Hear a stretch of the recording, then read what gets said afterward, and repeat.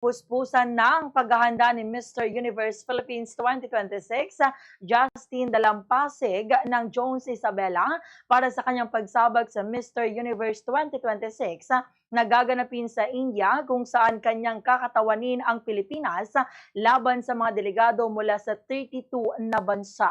Sa panayam ng Bombo Radyo Kawayan kay Dalampasig, sinabi nitong nakatuon siya ngayon sa masinsinang paghahanda para sa pandaigdigang kompetisyon.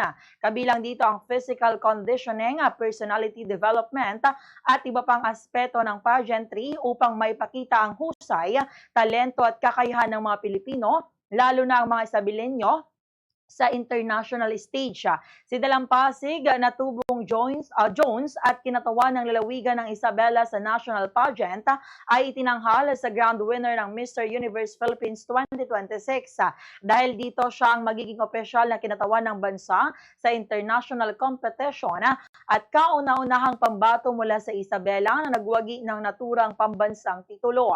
Ayon sa kanya, malaking karangalan at responsibilidad ang katawanin ang Pilipinas sa prestigyosong patimpalak. Anya, nagsisilbing inspirasyon niya ang walang sawang suporta ng kanyang pamilya, mga kababayan sa Jones, mga dating guro sa Isabela State University Jones Campus at buong lalawigan ng Isabela. Inamin din ni Dalampasig na isa sa mga hamon na kanyang kinakaharap sa paghahanda ang pinansyal sa pangangailangan para sa training, biyahe at iba pang gastusin kaugnay ng kompetisyon.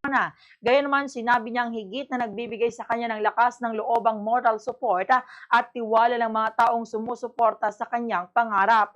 Makakasama niya sa paglahok sa kompetisyon sa India si Mr. Teen Universe Philippines 2026, Richard Tuazon, na magiging kapwa-delegado ng Pilipinas sa patimpalak.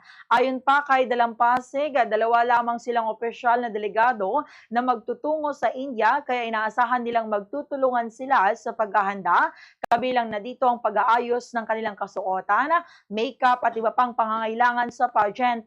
Nakatakda silang bumiyahe sa August 12 para sa pageant na gaganapin naman hanggang August 17 kung kailan idaraos ang coronation night. Bukod sa hangaring maiuwi ang corona, nais din ni Dalampasig na magsilbing inspirasyon sa mga kabataang patuloy na nangangarap at nagsisikap na makamit ang kanilang mga mithiin sa kabila ng mga pagsubok sa buhay. Umaasa naman siya na may tataas ang bandila ng Pilipinas at makapag-uwi ng karangalan para sa bansa sa kanyang pagsabak sa Mr. Universe 2026. Ganitong bahagi ng pahayag ni Ginoong Justin Dalampasig. Sa lahat ng mga Isabelino, maraming salamat LGU Jones, headed by Mayor Nel Capungcal Montano. Maraming salamat po sa pag-welcome niyo sa akin dyan. And sa lahat po ng mga people of Isabela, please continue pray for us.